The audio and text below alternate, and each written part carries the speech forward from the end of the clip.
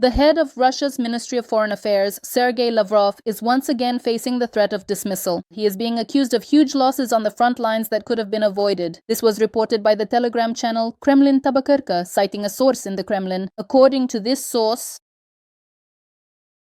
Sergei Viktorovich has recently become not very diplomatic in his public statements.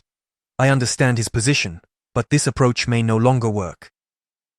Citing a source, the Kremlin Tabakerka writes that many people actually like Lavrov's bluntness, including when it comes to negotiations about ending the war in Ukraine. According to another source who supports the Kremlin negotiator Kirill Dmitriev and his associates continue to push for Lavrov's resignation. In the fall, they tried not only to replace the foreign minister, but also to send Lavrov to prison for treason. At that time, Sergei Viktorovich managed to keep his position, but now a new attack against him is beginning, the publication writes. In their opinion, Lavrov is a diplomat of the old school, and his approaches no longer work very well. We will personally convey to Vladimir Vladimirovich our thoughts on why it is absolutely necessary to remove this minister.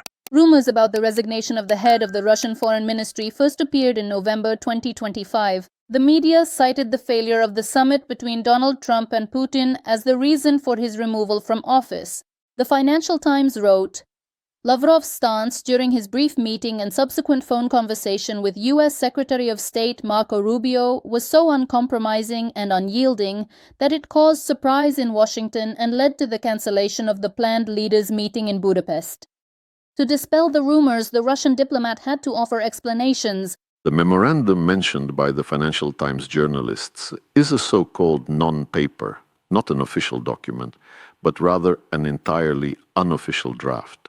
Lavrov's absence from the Security Council meeting, when Putin was discussing the prospect of resuming full-scale nuclear tests, only added fuel to the fire at the time.